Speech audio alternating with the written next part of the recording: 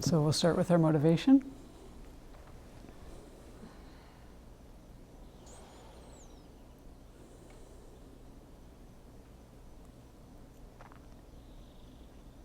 So we're studying the 10 destructive actions, and these put us quite squarely in the path that's in common with the initial level practitioner, because this is what they practice, thinking about refuge and karma, in order to have a peaceful death, and in order to have a good rebirth, a higher rebirth.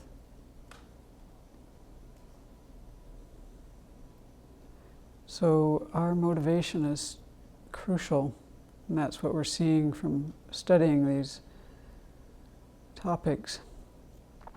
And we really, just sitting here with our 3 cats, who are very kind beings and are being raised very well.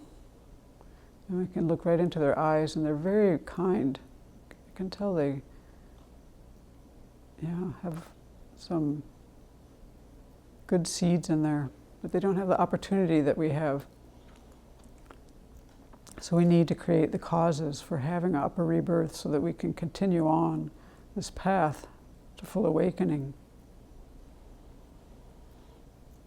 So what we're learning about now is crucial. And it's not just for the happiness of this life, even though that's probably my more immediate concern. But we really have to direct our minds much further, thinking more long-term, and set our motivation tonight for full awakening and learning this now so that we have all the realizations within our mind stream that will allow us to do just that.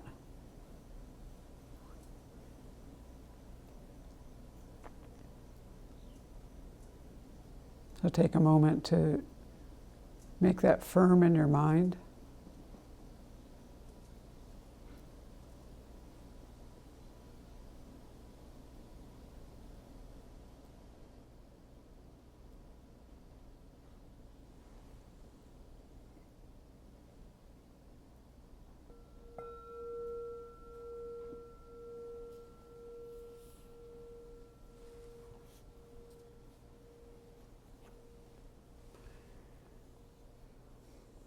Okay, so we'll start with our review. What are the first 3 destructive actions of the body? Number 1? Number 2? Number 3? Does everyone know those? Okay, you want to know these by heart because we all want to be happy. So we don't really think this is the cause, that's our problem, which is why we're studying this topic. But we have to know these things, and we need to memorize them. So I'm going to quiz you next week, just letting you know. And okay, the 4 of the speech? Very good, thank you. Yes? Very good. Okay, awesome. We've improved. And then the mind? All right. I see a lot of improvement. Good. That's my biggest goal. Okay, and then we'll do the constructive actions. It's good to know these too. And they are protect life, protect others' property, use your sexuality wisely and kindly. This is not hard to memorize. Okay, we're going to say it. Ready? Protect life, protect others' property, use your sexuality wisely and kindly. Okay, the 4 of speech. Speak the truth. Use to promote harmony. Use words that are kind and gentle. Speak to a purpose. Purpose. Yep. Yeah, that's one way to say it. Yeah, to a purpose. Speak to a purpose. And then rejoice. We'll say it together. Rejoice in others' good qualities. Cultivate loving kindness, compassion, sympathetic joy, and equanimity. Develop your conviction in rebirth, Buddha nature, and karma. That's one way to say it. I usually say cultivate the four immeasurables, but there's two little things. Like one thing that Venerable has talked about with, is cultivating contentment. mm-hmm. That's the virtuous quality for coveting. Yeah, which is kind of useful way of thinking about it. Yeah. Cultivating contentment and then cultivating Hmm. contentment. It's a good word. Okay. Cool. Every week we're doing this. One more week. What to do? To put up with me, I guess. Okay, so last week we went over the three destructive actions of the body and the first two of speech. And tonight we're going to mostly focus on the last two of speech, which are harsh speech and idle talk. And the reason, there's a number of reasons, but the most important reason is that there's a lot to learn about idle talk. And the more I read about this and think about it, the more I think this is what we do the most. And the question did come up last time, are all the other ones considered to be idle talk? And we'll address that tonight.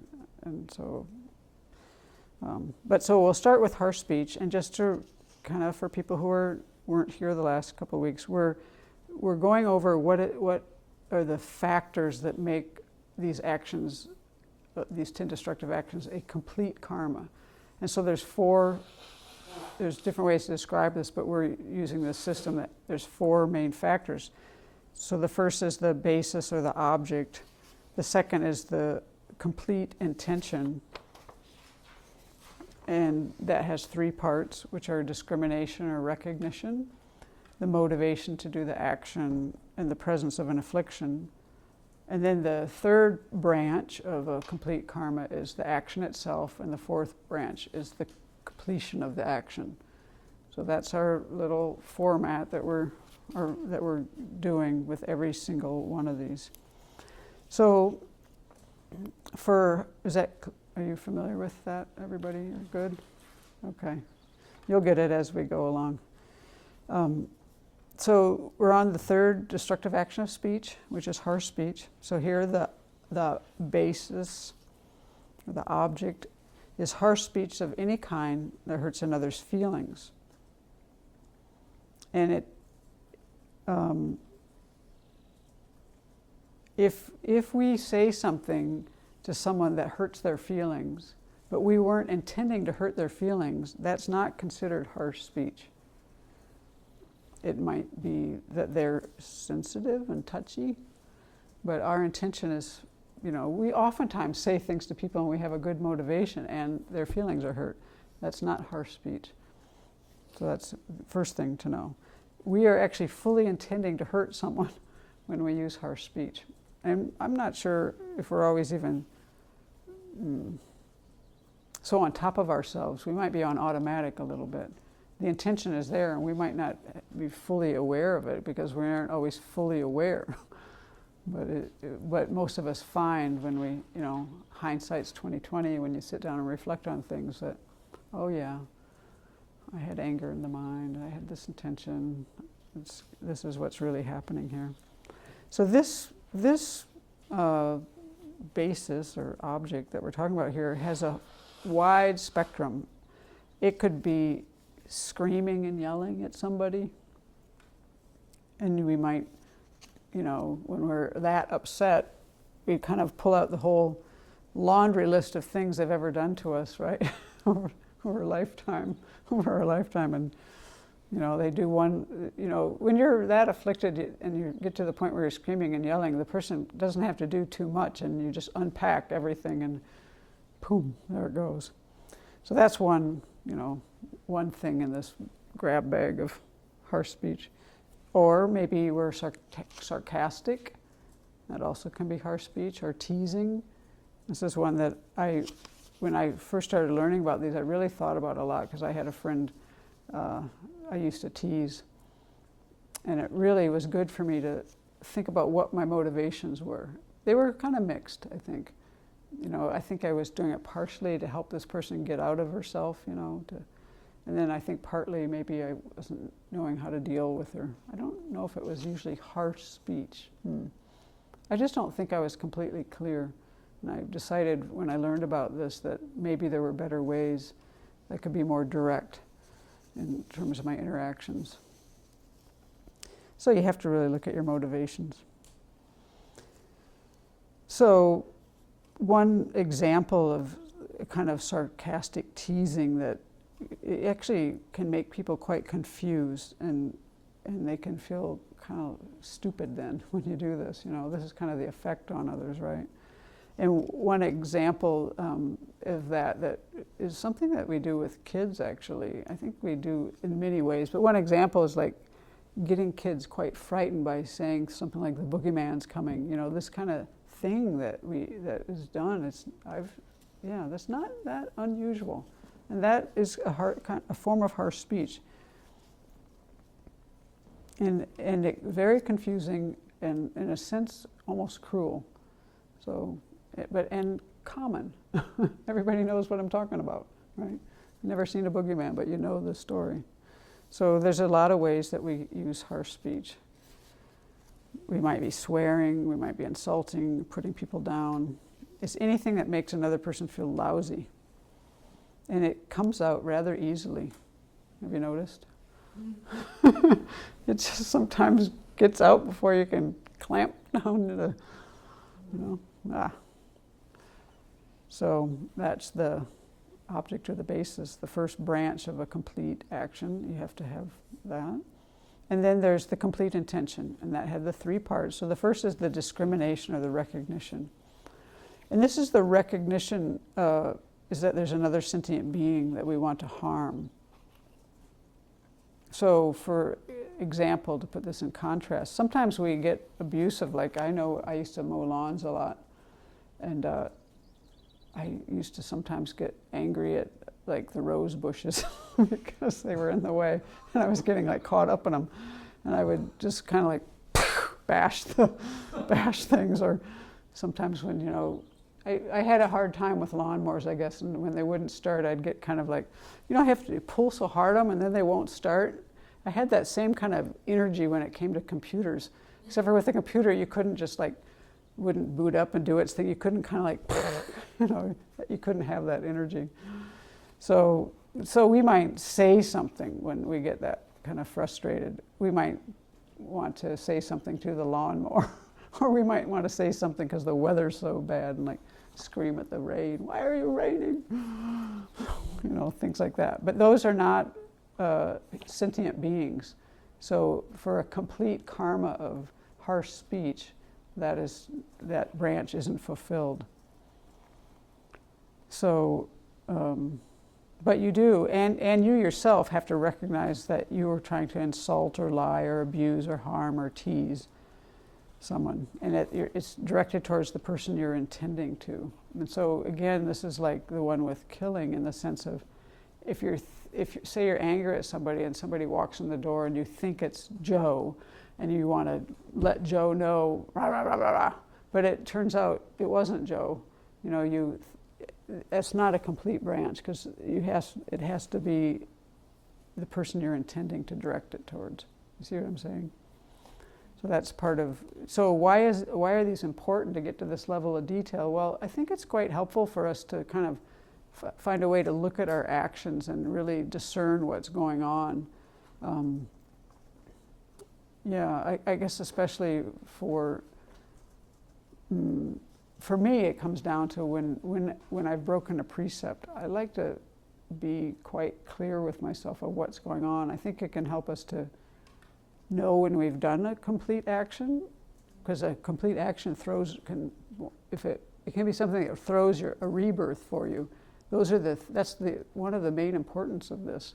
although it's not brought up in this chapter, but a complete action with all 4 branches fully done, like 100% done, has the potency to bring about another rebirth. So when you're purifying, it's nice to kind of look at really what was I doing here. Okay, so that's the first part, the discrimination. Then there's the motivation to do the action. And Lama Tsongkhapa says the motivation is the desire to speak in an offensive manner. And Venerable Chodron says the intention is that you want to hurt the person. So there's a little bit of a difference there. You see, one is just the speaking it, the other is having it kind of land on somebody and, cause them to be hurt. I don't know. I think there's slightly difference. So this is something, again, because the self-centered thought is so sneaky that we aren't always so clear about our motivations, not only because of that, just because sometimes we aren't so aware we're on automatic, but also I think the self-centered thought can really easily make us rationalize things. We can, even the words, in the way Venerable Chodron taught this, the words, maybe that's why she said this. He says, Lama Tsongkhapa said, the motivation is the desire to speak in an offensive manner. Well, it is, you are trying to hurt the person and speak in an offensive manner, but it doesn't mean your words aren't sugar-coated. I guess that's the point. Because you could say something in a sweet voice that is like a sensitive point for somebody and your motivation was poor, right? So I think we're familiar with that. I'm sure we've all done these things. Or we might be kind of not on top of ourselves and not aware that we're having an intention to hurt someone because we haven't been very honest with ourselves. But when we then calm down and think about things, we can see there's an intention there. And so oftentimes this really does, we figure it out later. That's the thing about, I think that's the thing that's so important in having a daily practice, is every day we get to slow down and really look at what we've done during the day. And without making that kind of space, like we make time to exercise and we make time to eat, but making time for your inner life and your spiritual life, this is, I think, quite important so that we can have more awareness of why we're doing the things we're doing. And it's very easy when you get, people when they get quite busy, or we hear people say, even one of our guests who was just here, when her practice isn't steady, these things just kind of come up, and the awareness level goes down and down because you can't stay on top of yourself as easily. So it's quite important. And then the presence of an affliction is the third aspect of the complete intention. And we can do this particular action of harsh speech with any of the 3 afflictions. And in this, there's obviously more than 3 afflictions, but the 3 that we're focusing on are attachment, anger, and ignorance, the 3 poisons. So say harsh speech out of attachment. This you might do like if you were with this is very much a teenage thing, but I'm sure it happens more than there. But maybe you're with a whole group of friends and you all just, you just join in on ganging up verbally on somebody and you want to be part of the group, the peer pressure thing, and you're right there with the whole thing, So bad-mouthing somebody or like even at work, you might do that with a group of colleagues. And, I think I learned this thing once, I don't know where, if it was in a psychology class or what, but I always kind of believe this, and I'm always try to be aware of this, like for decades, that sometimes in a group there's a mentality that happens in groups to have someone be a scapegoat. And I don't know where I learned that, but I learned it decades ago, and I try to stay aware of that because I don't want to be a part of joining in this way because of wanting to be a part of a group and then at the expense of someone else. So this is not so hard to do. So good to be aware. So that would be out of attachment, but it's more common to speak harsh words out of anger because we have anger in the mind, or resentment or belligerence or holding a grudge. So a harmful attitude. And then we can also say harsh words out of ignorance, where we just don't think, it matters. There's nothing wrong with this. And actually I was doing that. I remember once there was an important meeting here, and I wanted to go to it. A problem had arisen, and it was my responsibility, and Venerable Children wouldn't even let me go to the meeting, because my MO to handle these kind of things when these kind of problems came up and I was angry, was just to go in there and take care of things. And she wouldn't even let me go to the meeting. I was like flabbergasted. But I think that was, I just thought about this now, that was partly out of ignorance. I had anger in my mind, yeah, but I actually thought that the proper way to deal with this situation, it was okay if I, that's the ignorance of thinking, it's okay for me to go into this situation when I'm angry, because, this is how you take care of these kind of things, And, I've definitely learned that's not the case. Okay, so then we had what we were calling the timely motivation. And so we remember that there's a motivation that you start with an action, but then there's one that you complete it with. And for anger, how do I say this? For harsh words, killing, and malice are always completed with the motivation of anger. So those three things. Killing, harsh words, harsh speech, and malice are always completed with the motivation of anger. Although they can start with other afflictions like we just described. So that was the second branch. Now we're on the third branch, which is the action itself. And so the performance, what you're doing, is to say something unpleasant. It could be true or false.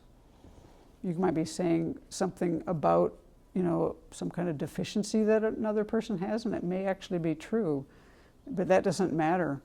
It's that the whole package is that you're saying something that's unpleasant, and your motivation is to say something offensive, right? So yeah, as we've said, you could do it in a variety of ways, with a calm voice, with a frantic voice, with just out of control, very harsh voice. All kinds of voices can be used. And that's the action. And then the completion of the action.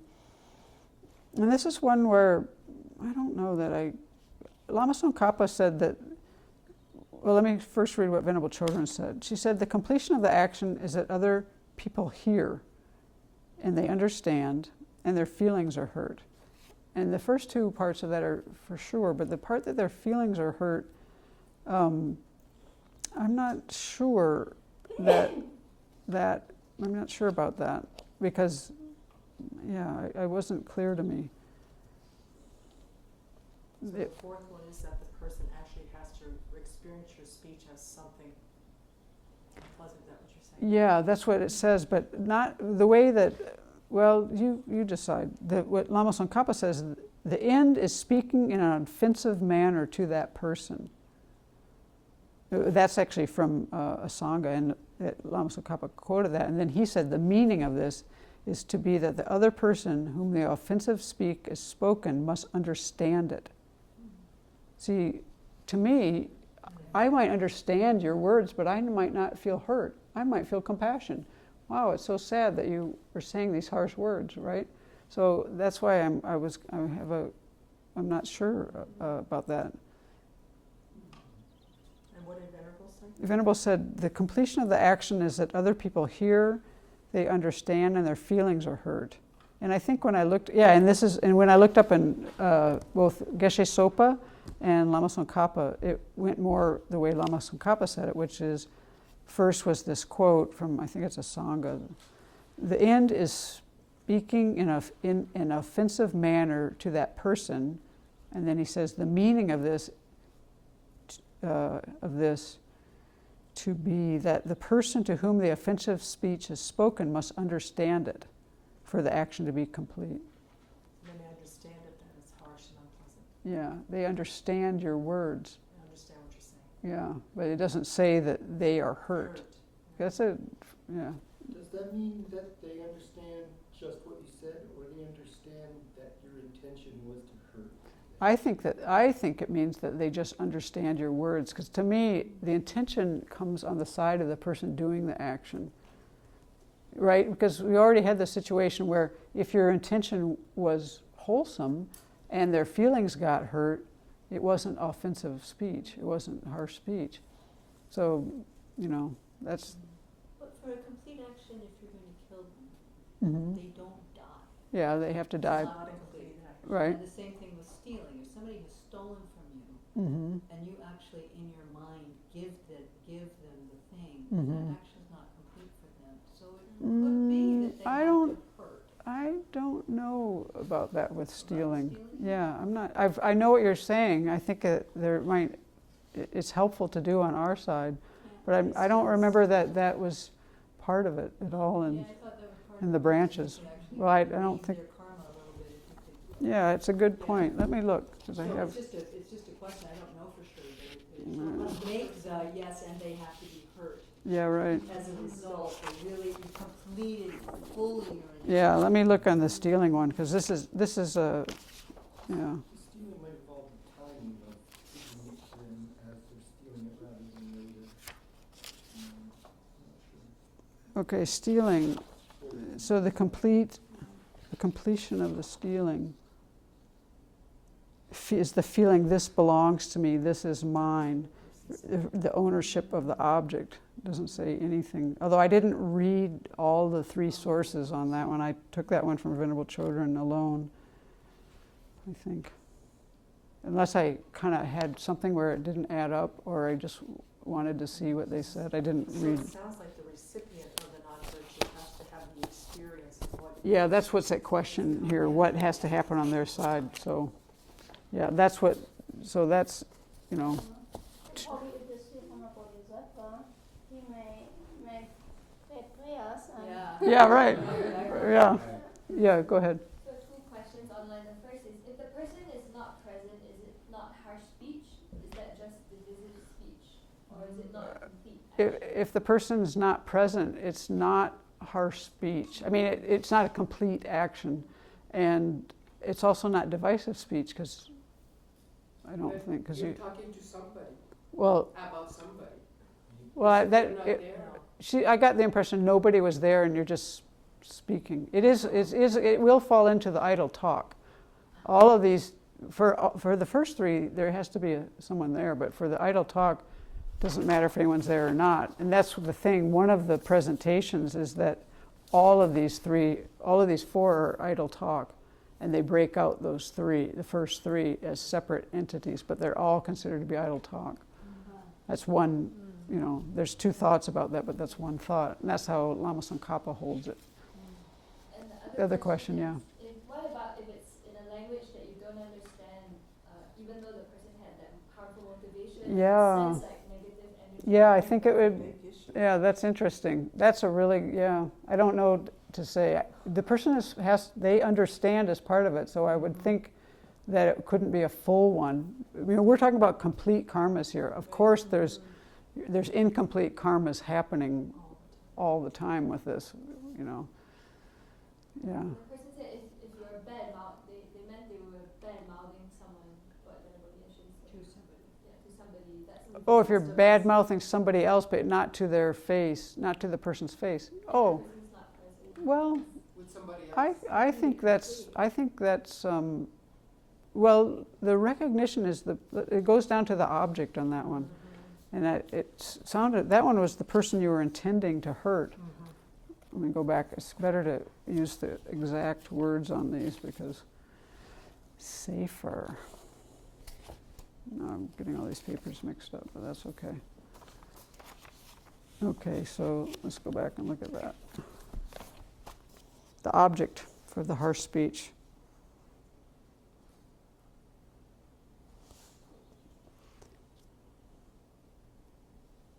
Oh, no, it's not the object, it's the next one. It's the discrimination. Yeah. Just 1 second. Got too many pieces of paper here. There it is. The discrimination. The recognition for this verbal action is another sentient being that we want to harm. the recognition is that you insult, this is Venerable Children's, both of these, all of this, that you insult, lie, abuse, harm, tease, or are sarcastic towards whomever it is you're intending to direct it to. Probably not good. Might fall into divisive on that one. Somebody about somebody. Yeah, yeah, but you know, I mean, yeah. But there may be some more, I mean, I have to mention to people we're doing as much as we can in this amount of time, but this volume 2 of Steps on the Path to Enlightenment by Geshe Sopa is the most complete one. It's completely in line with Lama Tsongkhapa, which is shorter, which is also fantastic to read and easy to understand. So there might be more in there. That's got the longest presentation. Does anybody address whether this is just human, or I would think? Well, this comes up again, and I'll just say it now because we went to this before when we were talking about lying, yeah, and the question came up, how about a dog? And then, you know, I think that came up maybe while she was at Deer Park because it's in this book. And Geshe Sopa came down on the side of he didn't think you could lie to a dog. Venerable Children came down to she thought you could, and so did I. And then later on in here, somebody asked her about this. It actually comes up later in this talk because I left it in. And someone's asking her a question, and she just says back to them, any sentient being. You know, and I kind of resonated with that. I mean, mostly I think some of us have a sensitivity. We've just been raised with Jane Goodall. You know, we've seen that, and we've been around animals a lot. Of course, most people have, but still, I think that that for the lying it met the criteria because they could understand. You know, and so with this one, harsh. I also think an animal can understand what's harsh. You know, I mean, but let's see, another sentient being that we want to harm is how this one is written by Venerable Children. But I didn't read, I only read her on this one. I started, you know, indicating who the quotes were from. But that one I didn't. So that's for harsh speech. Yeah. Books online. Somebody made the point, I guess it applies to small children who receive but don't understand, which you've addressed. Yeah, because, you know,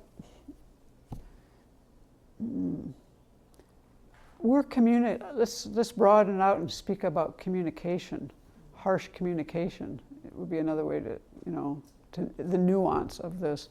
Speech is a word for communication. In my mind, I mean, I'm just giving my opinion because that's not addressed necessarily in Lama Tsongkhapa or in these other people. But, you know, we're communicating. Children understand.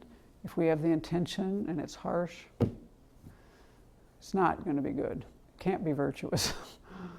So, yeah, those are really good questions. And so I would recommend people read this because it's helpful. I don't know, I think it's helpful because our world is nuanced, so we can afford to look into this. Do you have space for one more Yeah. situation? Yeah. The person says, what if the person you're speaking to is hurt by the words you're saying about someone else?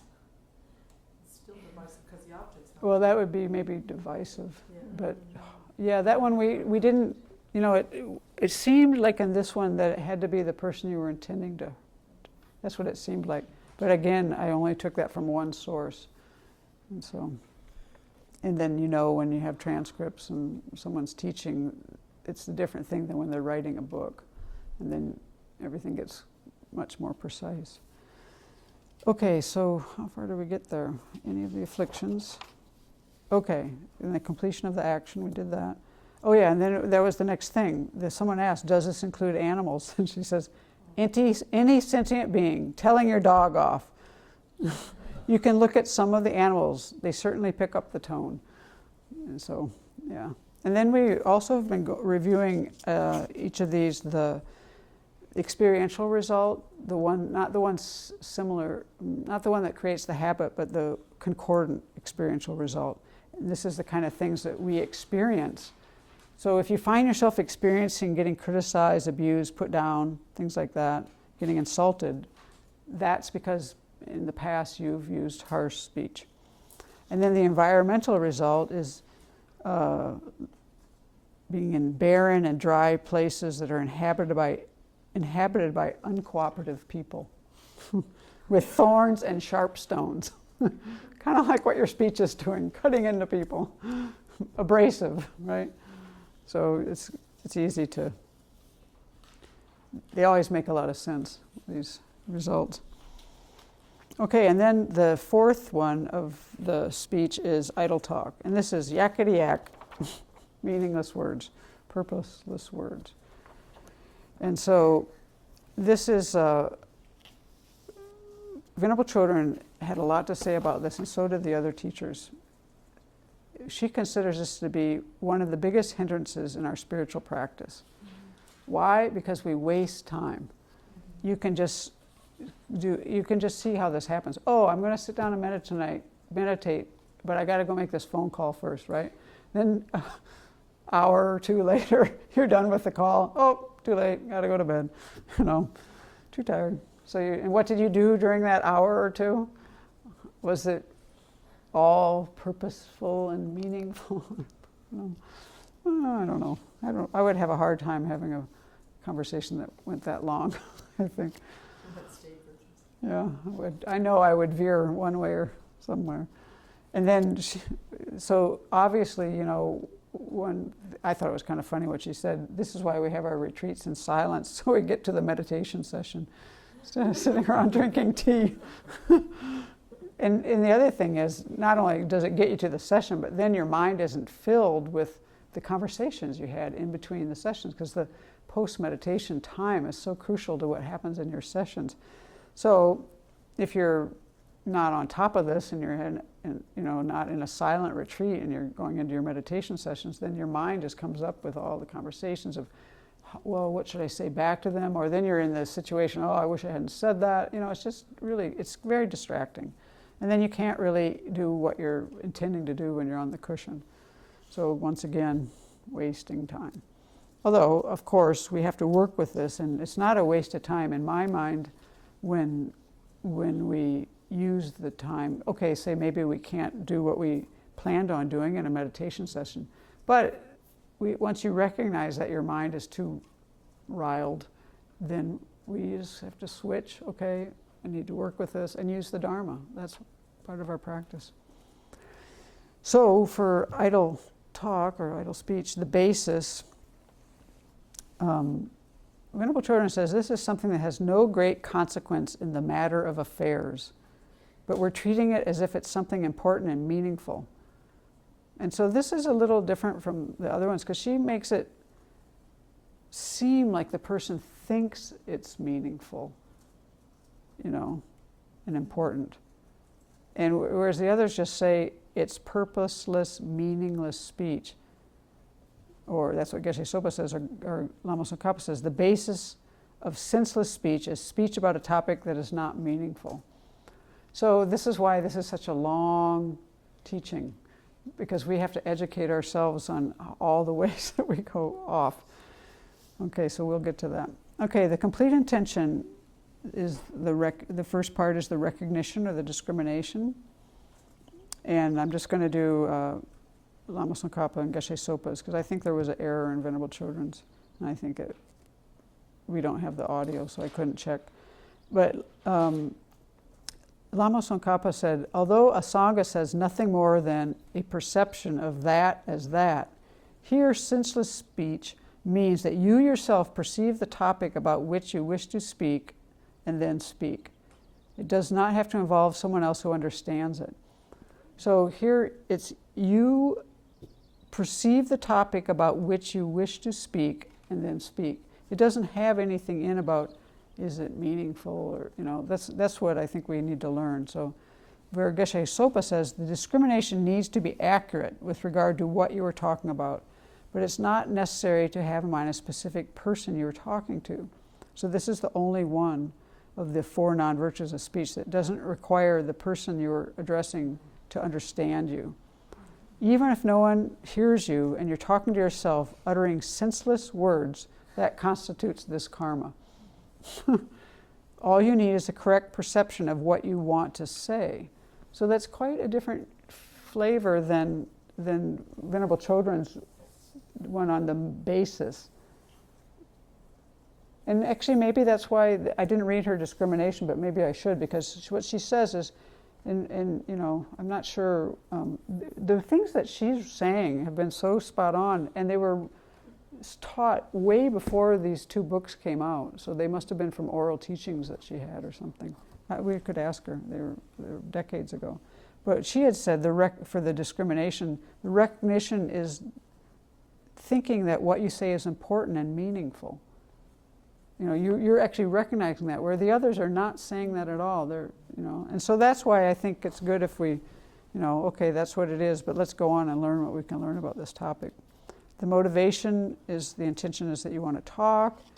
That's what she says. The Geshe Sopa says the direct motivation is the desire to speak frivolously or carelessly, to say whatever happens to come to your mind without any significant meaning or purpose.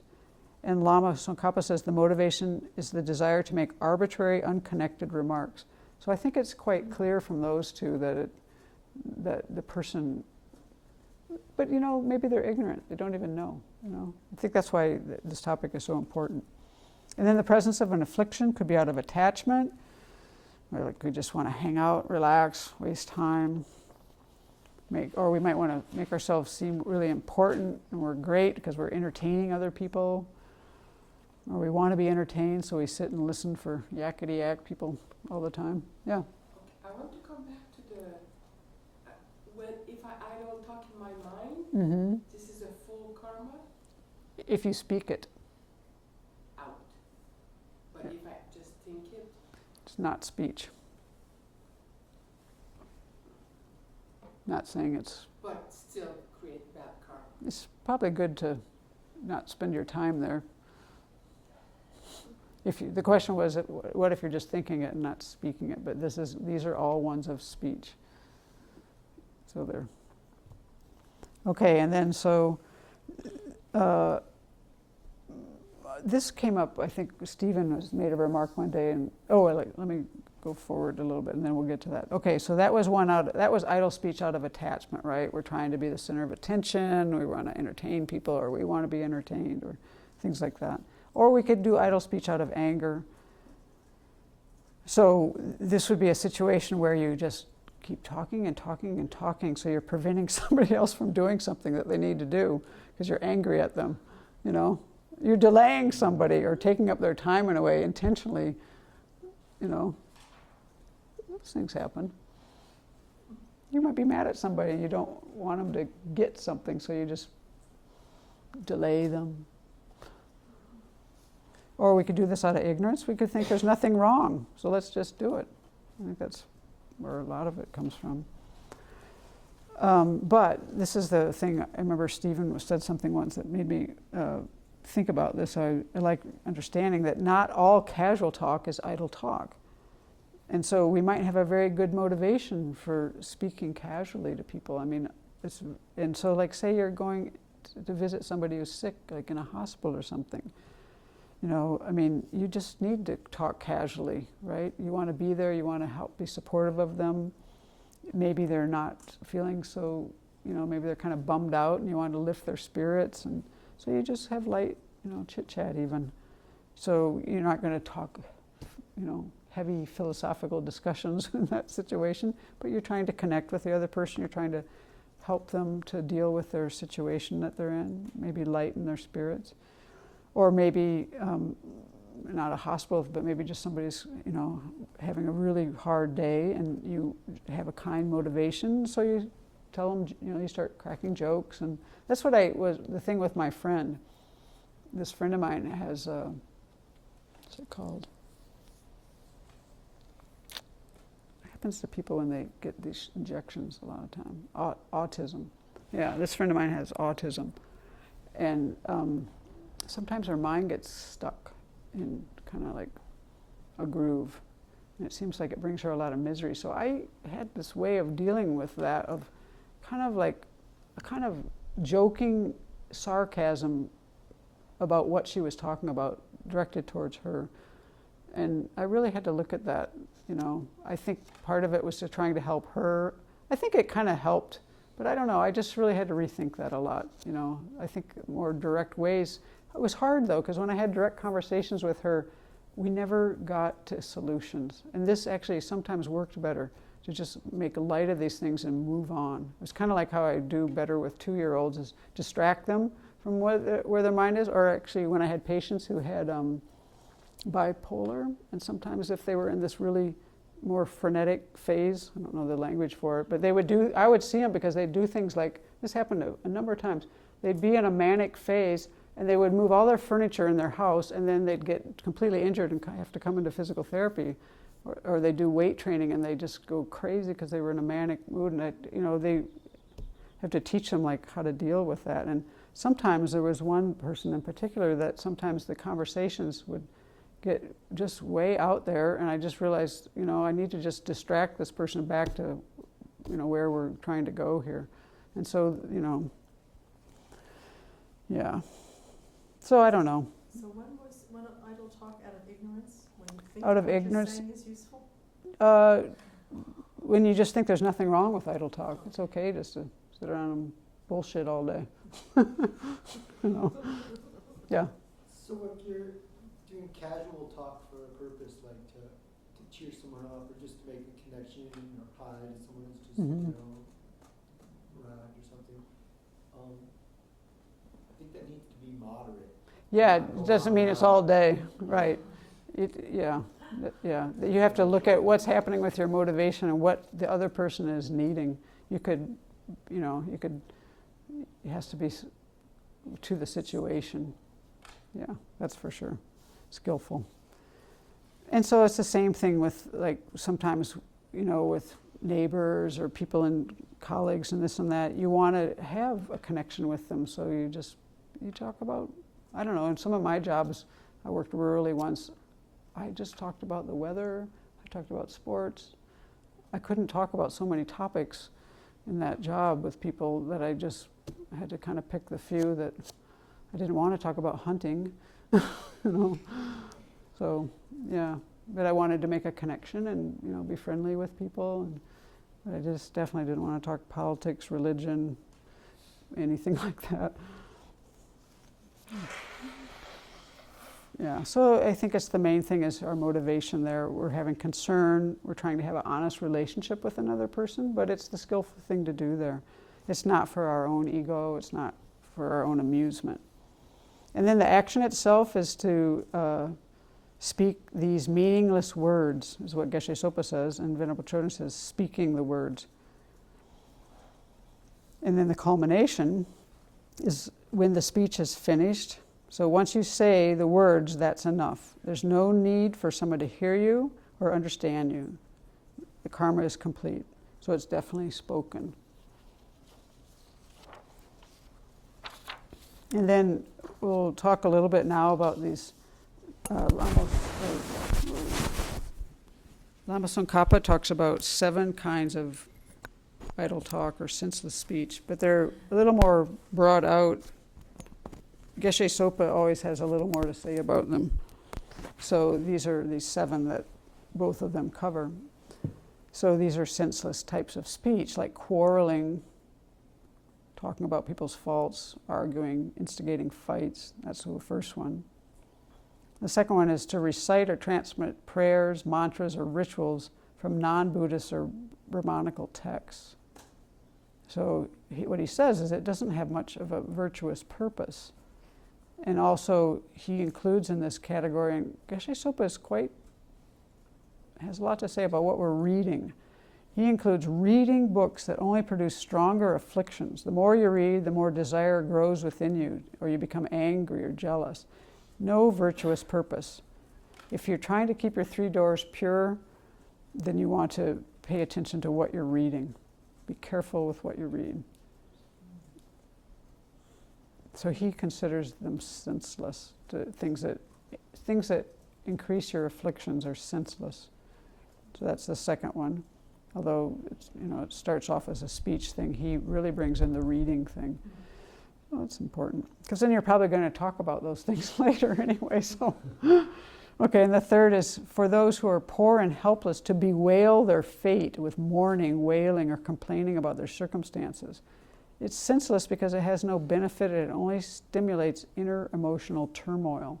So whining and complaining is idle talk. Yeah, I'll be. Not surprised. Yep. That's why these are good to study. Playful word. The number 4 is playful words spoken only for the laughter, for the pleasure, for the play, for making a joke. No other purpose. Just, yeah. And then the 5th one is gossiping. And this is interesting. Exchanging news about politics, kings, presidents, nations, and so forth, with no purpose than to pass along stories about what's going on. With this kind of idle gossip, you pass around all kinds of useless news, from the coming and goings of world leaders down to the activities of thieves and criminals. It serves no purpose other than entertainment and passing the time. That's what I've really been thinking about, because for a number of years here, I didn't have much contact with any media, and I was feeling really out of touch. So it's really got me looking at my motivations now. Like, am I just trying to entertain myself in this moment, or do I really, I want to know more clearly what's going on in the world. A lot of it informs my Dharma practice in a really good way. And then I have to be careful that, like, when am I crossing the line of, I'm bored, let's see what's happening in the world, or something like that. Food in there. Yeah, talking about food. That's number 8. That's specific to Sravasti Abbey. Okay, and then number 6 is when you're drunk or intoxicated and you talk like a mad person. Idle talk. And number 7 is when you engage in pursuing wrong livelihood, using your speech to improperly receive money, food, clothes, and so forth. So these are just 7 examples, and there's definitely other forms. He mentions disconnected speech, in which what comes before and what comes later is unrelated. That actually really struck home with me the first time I ever read that. That reminds me of people who are on marijuana, actually. Disconnected speech. But, we kind of sometimes can do that. Just out of the blue. Yeah, that's what it makes me think of, is like some people are conversing about one thing, and out of the blue you come up with something that's nothing to do with what's going on. It's like, I don't know, just pause to consider. And then there's speech that's without dharma. So any speech that comes out of the 3 poisons. And meaningless speech without a positive purpose. Actually, he said more about that. I decided to read that. So, meaningless speech is speech without a positive purpose. This includes speech used for playing, laughing, joking, listening to music, or singing, or in connection with shows or entertainment. For example, when you watch some show on television and then you're talking to your friends about it, that is talk that has no special purpose or meaning. And we're going to talk about this a little bit more, because Venerable Chodron talked about this a lot, so that we have a little time here to hopefully get through most of this. So Venerable Chodron had similar ones. This isn't really the 7. Some of them are similar and some were different, but she said monopolizing the conversation. Just maybe you're on the phone with somebody and they want to get off, but you just keep talking and talking and talking, She said talking about legends, myths, prayers, and gods that are non-existent, doing spells, praying for terrible things to happen, talking with an attempt to persuade somebody, talking about a wrong philosophical belief. There's so many ways we can do this. That's why I want to list them all. I think it's important to think about these things. So it's sharing wrong views. Yeah. Gossiping about what people are doing, telling stories about your past. I went here, I went there. It's such a great, reminiscing and doing it out of ego or making ourselves a big deal. Like we're a big shot because we did, drawing attention to ourselves. Because that's, of course the motivation matters for all of these things. Teaching the Dharma to someone who's not interested. Like you stop them on the street corner and start preaching to them. Bickering, speaking behind other people's back. reciting liturgies of other religions for no good reason. And then we'll come back to that. Well, actually, I guess it's next. She talked about when she lived in France, and they became good friends with some Catholic nuns, and they used to go visit them and even stay overnight, and they would do some of their prayers with them. They'd even sing the prayers. And it was interesting that the nuns were very surprised they would do this. But they never, because they wouldn't have said any of the Buddhist prayers, is what she said. But she said that she's taught us how to handle these situations, and this was very consistent. She said in her mind they were very clear what they were doing and their purpose. And everything they were saying, they were translating into her own Buddhist terms. And in that case, she didn't consider it idle talk. But she did say that if you were saying it and thinking the meaning, not translating into Buddhist terms, but in that other system, in a system that you didn't believe in, like saying things that you don't actually believe, that for her, she said that would be idle talk. And then when we started going to interfaith things and stuff, that was similar to the directions. Yeah, and like when we were at Gethsemane, I went to all their, at least 4 of their chanting sessions a day, but I never sang a word because I just wanted to listen and take it all in. And she's told us before when we go to interfaith things that it's best to, we don't, as monastics also, we have the added thing that we don't sing, dance, we have these vows, right, out of entertainment. So I generally don't sing things, but if you know what the song is and you know the meaning is completely in line with our values, then it's okay. And then things depend on the situation. But you aren't going to hear us singing Happy Birthday here. We never sing Happy Birthday at the Abbey. But we're at Abbey, so that's a different thing. In a home with your children, there's a purpose, right? So you have to look at the whole thing. That's why we want to know these different branches. So we sing 37 practices of bodhisattvas, different verses for birthdays. So, and then another situation that she brought up, which is one that I do, is like there was a time where her family wanted her to go to, it was a Passover dinner. And, this is a religious affair, and they have prayers and this and that. And so she just didn't ever say the prayers if they were ones that didn't fit her beliefs, but then when they had things about kindness, she would recite those along with them. When I go to I sometimes go to church with my mom, and I just sit there. I stand and kneel and sit all the correct times, and I just listen and I just think about what they're saying, and I never repeat anything. And I like to bow like this when they shake hands, but I usually shake hands too. My mom thinks it's better if they would all do this because then they wouldn't pass germs. Okay, but what she did also say about this is, yes, we can attend these things as Buddhists, but we want to be very clear with what we're doing. And especially she's talking about, especially your religion of origin, because many of us grew up in another faith and then switched, and maybe some people do this differently, but if you've left that one and adopted Buddhism, then you want to be clear about what you're doing and what you believe in, not unclear about what you're believing in, because you want what your words to match your beliefs. So if you're not sure, just listen. It's safer. And then, because maybe you don't even know like for me, I didn't know what was in the Psalms, so I wouldn't want to sing them. I had the words right in front of me, but I never knew what the next line was going to be, so I just listened. And then other things that are idle talk are humming, whistling, singing for no particular good reason, filling the environment with a lot of noise. But, again, if you're doing things to cheer people up, that's a different thing. Or if you want everybody to know how well you whistle, that's probably not.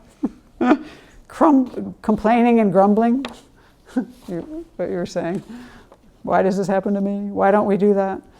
Telling stories about sports and this and that. I think that was already been kind of brought up in power figures in the news. And then there's a way that and talking stupidly for no good reason, just to be silly. So, again, there's times where you might want to be silly and you would do it with mindfulness because it's going to help somebody. Yeah. Well, somebody said these should be updated for digital communication. Yeah. Twitter and Facebook. Facebook. Yeah, exactly. Yeah. Okay, now then for the idle talk for any of the 5 wrong livelihoods, these are especially important for monastics. These are a kind of idle talk when it's done in conjunction with these 5 wrong livelihoods. For example, we flatter other people because we want them to give us things. Praise is good to do. It's good to praise people, but not if you're trying to get, praising them so they'll give you something or do something for you. Hinting speech is the second one. Hinting at something that we want somebody to give us, which is actually the way many of us were raised, not to ask for things directly. Coercive speech. That's what you call coveting. No, this is hinting. Hinting speech is words. Coveting is mental. Hinting speech is words. And you coveting, you might not be, coveting is different. We'll get to that next week. It's under speech. No, coveting is under, not under speech. Speech is, yeah. This is coercive speech, I said. Coercive, to coerce somebody, to kind of twist their arm, We can't say Yeah. like putting people in a situation where they can't say no. That's the third one, coercive speech. And then fourth is bribery, where you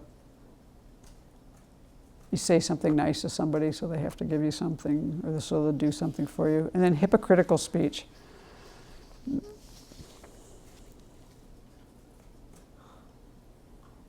And then it's also included in idle talk if you tell someone else to do something, like go tell that guy off, or go, stuff like that. Or if you tell other people to engage in idle talk, and if they go ahead and do it, then both of you have committed the negative karma.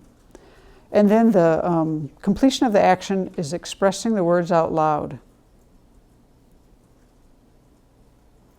And so the most serious type of idle talk is, guess, distracting someone who is practicing the Dharma. That really made me pause. Okay, and then the concordant experiential result was people won't value or listen to our words. So when you have that coming up in your life, you know what you did in the past. And the environmental result is living in a drab place with an unbalanced climate, so the fruit doesn't ripen at a proper time. Things dry up. Kind of like the conversations, right? Drab, dry, you wish you could leave. Okay. And then this is getting back to the question that was asked last week. There's 2 kind of systems of thought about this according to Lama Tsongkhapa. One is that the lying, divisive speech, and harsh speech are idle talk, and one is that they are not idle talk. He says that they are. That's his view. There was the question last week of, are all the 4 kinds of destructive speech idle talk? And there's 2 thoughts about that. Some say it is, some say they aren't. Lama Tsongkhapa falls on the side that they are.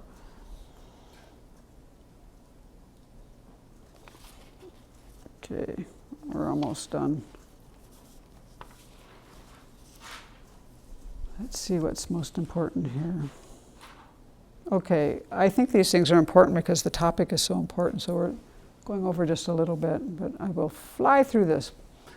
So, regarding the media, because we have an involvement with the media, so we want to be very clear about, because the main thing with idle speech is that we're clear in our minds about what we're doing.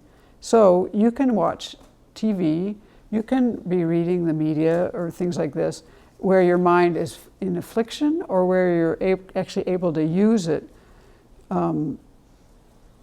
as even in your meditations, right? I mean, it's what we're doing with it and our relationship with it. It's not in those objects, it's what we're doing with it.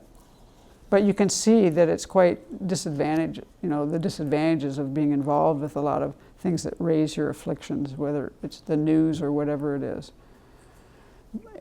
And so with all of these things, we want to try to find ways, regardless, to take our understanding of what's happening in the world into the path. right? So she always is saying, like, reading the newspaper is like a lesson in karma. You know, you can just see, how do people get in this situation and what's going to happen, you know, those kind of ways. Then she talked a little bit about friendship. This was interesting. What would a friendship between two Buddhists be like? I think this is important now that we have nothing to say to each other. What are our friendships going to be like? And I realized in reading this, this is a really early talk of hers, but she lives this very much so. I mean, I just see this in her speech. And so she said, well, I think they'd get along real well. And she said, well, but would they have casual conversations, was the question then. And she said, oh yeah, sure. They might say, I heard this great teaching tonight on the 10 destructive actions. But the point here was that not all your conversations with others have to be meaningful. You know, you want to try to have meaningful conversations, but that's not always what's going to be beneficial. So it's really why you're talking to them and what you're talking to people about and the effect that your words are having on others. So we want to be very aware of that. That's what matters here. So not being mindless, not being on automatic, reflecting and, you know, being very aware. So our speech is kind of in line with our goals and aspirations. And then she says, imagine having a friendship where people don't try to divide each other's relationships with each other. They don't lie. They don't waste each other's time. They don't speak harshly or ridicule. You know, you don't just kind of say whatever's coming up in your mind. She thought our friendships would be much healthier. I think I'd have to tend to agree, because you can see what happens. You just go down the wrong road a lot of times. And the last point is about humor, which I think is interesting because, you know, that comes out through speech, right? So she finds this to be very important. In fact, one of her teachers said that humor is a kind of wisdom. So that's how important this is. We could use our humor in a negative way, like masking hostility or making unkind comments to somebody. You know, that's certainly possible, meant to be antagonistic or to hurt somebody. But we can also use it in a healthy way to ease situations, to make connections, to laugh at ourselves so we aren't so serious with ourselves, which isn't helpful. She was saying, and we've all seen this, that in Tibetan monasteries, people laugh a lot. The Tibetans laugh a lot. And when they teach, they laugh. And when we ask questions, they laugh. You know, it's just part of it, and that's healthy and good. And so, yeah, that one of her teachers says humor is a form of wisdom that always stuck with her. And so one thing that where she kind of went with that was